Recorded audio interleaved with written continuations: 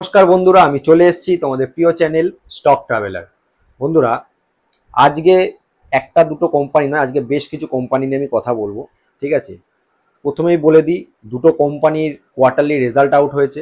এটা জুলাই মাস চলছে, কারণ যে ফার্স্ট যে কোয়ার্টার, সেই কোয়ার্টারের কিন্তু অনেক কোম্পানির রেজাল্ট আউট হয়েছে। আগামী দিন আরও অনেক কোম্পানির রেজাল্ট আউট হবে। তো আজকে দুটো কোম্পানির আমি রেজাল্ট নিয়ে কথা বলবো, প্লাস আরও তিনটে কোম্পানি আছে, সেই তিনটে কোম্পানি নিয়েও বলবো। তো তোমরা প্রথম থেকে শেষ পর্যন্ত ভিডিওটা দেখো, একদম স্কিপ না করে, তাহলেই বুঝতে পারবে কি কি বিষয়ের ওপর আমি কথা বলবো। তো ভিডিওটা শুরু করার আগে একটাই কথা, যারা আমার চ্যানেলে একদম নতুন, এখনো পর্যন্ত চ্যানেলটি সাবস্ক্রাইব করোনি, তারা অবশ্যই চ্যানেলটি সাবস্ক্রাইব করে দাও আর পাশের বেল আইকনটা প্রেস করে দাও। তাহলে এইরকমই শেয়ার মার্কেট রিলেটেড যে ইনফরমেটিভ ভিডিও বা শেয়ারের স্টকের যে অ্যানালিসিস, সেগুলো কিন্তু তোমাদের কাছে অটোমেটিক্যালি নোটিফিকেশন পৌঁছে যাবে। প্রথম যে কোম্পানিটা নিয়ে আমি কথা বলবো সেটা হচ্ছে ইরেডা।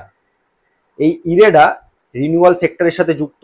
আমরা সকলেই জানি ইরেডা 2023 সালের একদম শেষের দিকে কিন্তু মার্কেটে এসেছিল আইপিওর মাধ্যমে এবং লিস্টিং হয়েছিল। প্রাইস ব্যান্ড থেকে অনেকটাই প্রিমিয়াম নিয়ে এই যে শেয়ারটা আছে সেটা কিন্তু লিস্টিং হয়েছিল। লিস্টিংয়ের দিন 50 টাকা দিয়ে স্টার্টিং হয়েছিল প্রিমিয়াম গেইন করে।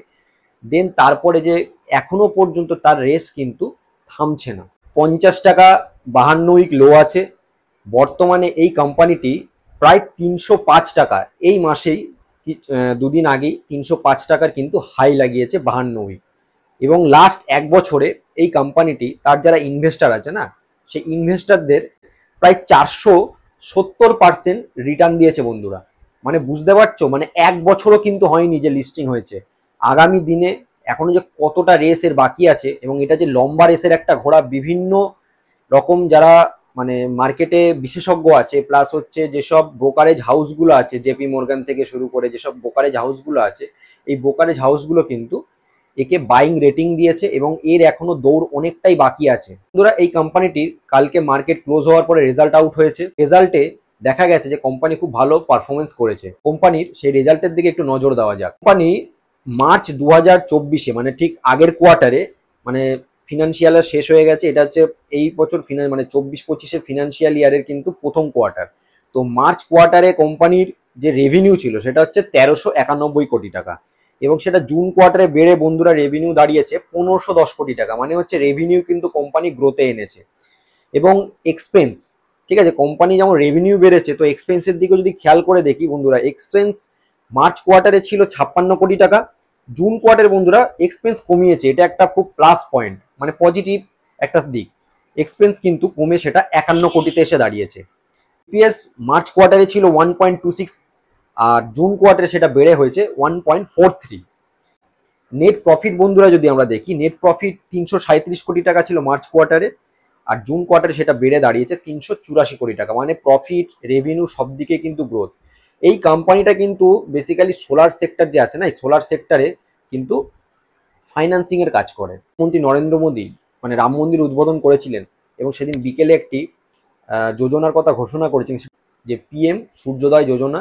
এর মাধ্যমে প্রায় 1 কোটি ঘরকে ফ্রি অফ কস্ট কিন্তু বিজলি দেওয়া হবে, মানে হচ্ছে বিদ্যুৎ বন্টন করা হবে।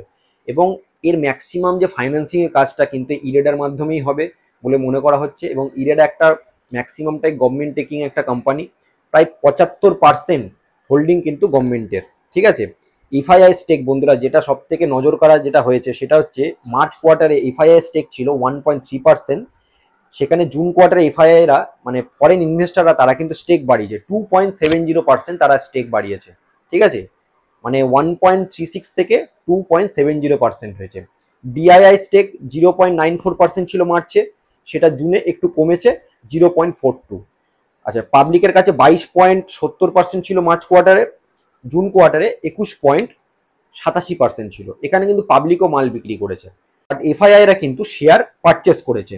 তো এখানে পাবলিকরা কি আর ওই মানে এত বেড়ে গেছে আর কতই বা বাড়বে এইসব ভেবে অনেকে প্রফিট বুক করে অনেকে বিক্রি করে বেরিয়ে গেছে, যার ফলে পাবলিকের হোল্ডিং অনেকটাই কমে গেছে 1%-এর মতো। তো আগামী দিনে এই কোম্পানি যে আরো গ্রোথের দিকে যাবে, এটা কিন্তু কারো সন্দেহ করা উচিত না, কারণ রিনিউয়াল সেক্টর কিন্তু একটা বুম সেক্টর এবং রকেট গতিতে কিন্তু ওপর দিকে যাবে বন্ধুরা। এটা কিন্তু সোলার সেক্টরে আমার one of the most favourite একটা স্টক। নিজে ওয়াচ লিস্টে আমার অ্যাড করে রেখেছি ইরেডাকে। তোমাদের কার কার এই ডেটাতে ইনভেস্টমেন্ট করা আছে জানিও কমেন্ট বক্সে বন্ধুরা। চলে আসবো টিসিএস, টাটা কনসালটেন্সি সার্ভিস, একটা আইটি কোম্পানি, আমরা সকলেই জানি। টিসিএস এর যা মার্কেট ক্যাপিটাল, সেই মার্কেট ক্যাপিটাল কিন্তু পাকিস্তান স্টক মার্কেটের থেকেও বেশি, ঠিক আছে।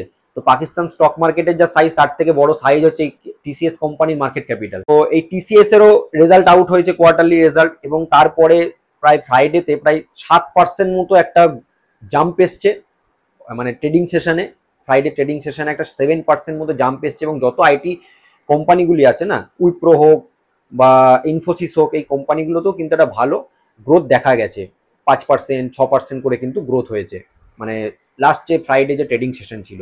তো সেখানে টিসিএস কিন্তু 7% জাম্প করেছে। টিসিএস এর রেজাল্ট আউট হয়েছে, টিসিএস এর রেজাল্ট একটু দেখে নিই কি হয়েছে। এস মার্চ 2023-এ সেল করেছিল 61,237 কোটি টাকা, এবং জুন কোয়ার্টারে তার সেল বেড়েছে 62,613 কোটি টাকা। এক্সপেন্স যদি দেখি, যেমন সেল বেড়েছে তো এক্সপেন্সটাও যথারীতি একটু বেড়েছে। মার্চে ছিল 44,073 কোটি টাকা, আর জুনে 45,951 কোটি টাকা। কিন্তু বন্ধুরা নেট প্রফিট কিন্তু একটু কমে গেছে। মার্চ কোয়ার্টারে ছিল 12,502 কোটি টাকা, ঠিক আছে, এবং জুন কোয়ার্টারে সেটা 12,105 কোটি টাকা। মার্চ কোয়ার্টারের থেকে এই জুন কোয়ার্টারে প্রফিট একটু কমেছে ঠিকই, কিন্তু 2023-এর যদি জুন কোয়ার্টারে দেখি 11,120 কোটি টাকার মতো প্রফিট ছিল, সেই জায়গায় কিন্তু এই জুন কোয়ার্টারে 12,105 কোটি টাকা। লাস্ট ইয়ার মানে 2023-এর জুন কোয়ার্টারের থেকে 1,000 কোটি টাকার কিন্তু একটা জাম্প দেখা গেছে। ব্রোকারেজ কোম্পানিগুলো কিন্তু এই টিসিএসকে অনেক মানে বাইং রেটিং দিয়েছে, ঠিক আছে। প্লাস আরেকটা যেটা হয়েছে সেটা হচ্ছে এই টিসিএস কিন্তু প্রায় 1000% কিন্তু ডিভিডেন্ড ঘোষণা করেছে, ইন্টিরিয়াম ডিভিডেন্ড ঘোষণা করেছে। মানে টিসিএস এর ফেস ভ্যালু হচ্ছে 1 এর 1000% কিন্তু 10, মানে 10 টাকা করে পার শেয়ারে কিন্তু ডিভিডেন্ড ঘোষণা করেছে বন্ধুরা। মানে হচ্ছে যার কাছে একটা শেয়ার আছে সে 10 টাকা করে সে ডিভিডেন্ড পাবে। এই ছিল টিসিএস এর একটা ঘোষণা। টিসিএস হচ্ছে one of the most strong IT company in India. তো টিসিএস আগামী দিন আরো ভালো পারফরমেন্স করবে, এটা আমার মত। বন্ধুরা যে কোম্পানিটিকে নিয়ে কথা বলবো সেই কোম্পানিটার যেন দুর্দশার কাটছেই না। এই কোম্পানিটা যেদিন থেকে রিজার্ভ ব্যাংক মানে ব্যান করেছে তার যে পেমেন্টস প্রসেসে, সেদিন থেকে তো এই কোম্পানির যেন আরো দুর্দশা নেমে এসেছে। হ্যাঁ, ঠিকই বুঝতে পেরেছো তোমরা, আমি পেটিএম এর কথা বলছি। পেটিএম এর জন্য আবার একটা খারাপ খবর আছে, এবং পেটিএম এর যারা ইনভেস্টর আছে তাদের জন্য আরেকটা খারাপ খবর আছে। সেটা হচ্ছে পেটিএম এ সফট ব্যাংক, মানে জাপানের যে সফট ব্যাংক আছে, সেই সফট ব্যাংকের কিন্তু একটা ভালো স্টেক ছিল। মানে 2021 সালে যখন আইপিওর মাধ্যমে পেটিএম মার্কেটে লিস্ট হয়েছিল, কিন্তু এই জাপানিজ সফট ব্যাংকের যে স্টেক পার্সেন্টেজ সেটা ছিল প্রায় 18.5%, এবং সেটা কমতে কমতে কমতে কমতে 2024-এ 1.4% এসে দাঁড়িয়েছিল। এই 1.4% যে স্টেক সেটাও কিন্তু পুরোপুরি বিক্রি করে দিল সফট ব্যাংক। মানে সফট ব্যাংক তার যে পেটিএম এ যে হিস্সেদারি ছিল, মানে স্টেক ছিল, সেটা কিন্তু পুরোপুরি বিক্রি করে দিল। যার ফলে আমার মনে হয় আগামী সোমবার কিন্তু পেটিএম এর স্টক আবার নিচের দিকে যাবে বলে আমার মনে হচ্ছে। পরে চলে আসবো আর একটা রিনিউয়াল সেক্টরের মাল্টিব্যাগার কোম্পানি। লাস্ট 5 বছরে এই কোম্পানিটি 4,283% কিন্তু তার ইনভেস্টারদের রিটার্ন দিয়েছে। হ্যাঁ, কেপিআই গ্রিন, এই কেপিআই গ্রিনের স্প্লিট ঘোষণা করেছে কোম্পানি। এই স্প্লিটের এক্স ডেট আছে 18 জুলাই, মানে আগামী 18 তারিখ। 18 তারিখ ট্রেডিং সেশনে কিন্তু কেপিআই গ্রিনের স্টক কিন্তু 50% ক্র্যাশ করে যাবে, এবং যারা কেপিআই গ্রিনের শেয়ার হোল্ডার তারা কিন্তু চিন্তা করার কোনো কারণ নেই। ভ্যালুতে মানে যে ইনভেস্টমেন্ট অ্যামাউন্ট সেটাতে কিন্তু কোনো রকম কিছু চেঞ্জেস আসবে না, তার শেয়ারের সংখ্যা বেড়ে যাবে। কারণ আগে ফেস ভ্যালু ছিল 10, এখন কিন্তু সেটা কমে 5 হয়েছে, মানে 1:1-এ কিন্তু স্টক স্প্লিট করবে। যার কাছে 10টা শেয়ার ছিল সে কিন্তু 18 তারিখে 20টা শেয়ারের মালিক হয়ে যাবে। বাট ইনভেস্টমেন্ট অ্যামাউন্টে কিন্তু কোনো রকম কোনো চেঞ্জেস আসবে না, জাস্ট শেয়ারের সংখ্যা বেড়ে যাবে এবং স্টকের প্রাইসও কিন্তু হাফ হয়ে যাবে, ঠিক আছে। তো এখানে যারা নতুন, অনেকে হয়তো ওই দিন সকালবেলা যখন শেয়ারের প্রাইসটা এরকম নিচের দিকে নামবে বা ক্র্যাশ করে যাবে, তখন হয়তো অনেকে ভাববে আমার টাকা কোথায় গেল, আমার স্টকটা এত ক্র্যাশ করে গেল কেন। এরকম টেনশন করার কিছু নেই। যারা নতুন আছে তাদের মধ্যে এই ব্যাপারটা থাকে, যারা পুরনো তারা এই ব্যাপারটা জানে, যারা নতুন তাদের মধ্যে জিনিসটা কাজ করবে। তো যারা ভিডিওটা দেখছো তাদের মাথায় এটা ঢুকিয়ে নাও। আর যারা এই স্টক স্প্লিটের সুবিধা নিতে চাও তারা 17 তারিখের মধ্যে স্টকটা কিনে নিতে পারো কেপিআই গ্রিন। তাহলে 18 তারিখ এক্স ডেট আছে, ওই দিনকে স্টক বিভাজিত হয়ে যাবে। বাট একটা কথাই বলবো, স্টক স্প্লিটের জন্য আমার মনে হয় না কেনা কোনো মানে বুদ্ধিমানের কাজ, কোনো দরকার নেই। স্টক নামবে, স্টকের প্রাইসও কমবে, এবং সেই দিন হয়তো আরও কিছুটা প্রাইস কমলে তখন কিন্তু চিন্তা ভাবনা করতে পারো। যে কোম্পানিটা নিয়ে কি কথা বলবো সেটা হচ্ছে ফরজিং। এই ফরজিং 16 তারিখে তার এক্স ডেট আছে, 1:1 রেশিওতে কিন্তু বোনাস ঘোষণা করেছে। এ একটা ফরজিং এর কোম্পানি, মানে বিভিন্ন রকম অটো পার্টস, টু হুইলার হোক, ফোর হুইলার হোক, এইসব অটো পার্টস কিন্তু এই কোম্পানিটি বানায় এবং ফরজিং এর কাজ করে।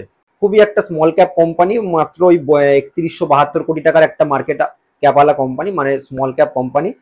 আর এর কারেন্ট যে শেয়ারের প্রাইস চলছে 1314, কারেন্ট পি হচ্ছে 21.9, এবং বন্ধুরা অনেকটাই মানে ধার দেনা আছে মার্কেটে, প্রায় 925 কোটি টাকার একটা ধার দেনা আছে, ঠিক আছে।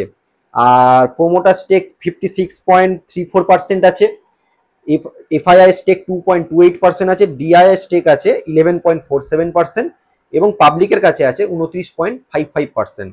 এবং কোয়ার্টারলি যে সেলসের বা প্রফিটের যে রেভিনিউ বা গ্রোথ, ঠিক আছে, সেটা কিন্তু আছে, মানে মোটামুটি, মানে ফান্ডামেন্টাল যে খুব খারাপ তাও নয়, মোটামুটি ভালো একটা কোম্পানি। এক্সিস্টিং শেয়ার হোল্ডার আছো, 16 তারিখে তাদের শেয়ার 1:1 ডিভাইড হয়ে যাবে এবং তারা এক্সট্রা শেয়ার পাবে। তো এখানে ফেস ভ্যালু কোনো চেঞ্জেস হবে না, যেমন আগেরটায় স্প্লিটে বললাম যে ফেস ভ্যালু চেঞ্জেস হবে, 10 থেকে 5 হবে, এখানে কিন্তু ফেস ভ্যালু কোনো চেঞ্জেস হবে না, জাস্ট স্টকটা প্রাইসটা অ্যাডজাস্ট হবে এবং স্টকের সংখ্যা বেড়ে যাবে, মানে যার কাছে 10টা শেয়ার আছে সে 20টা শেয়ার পেয়ে যাবে।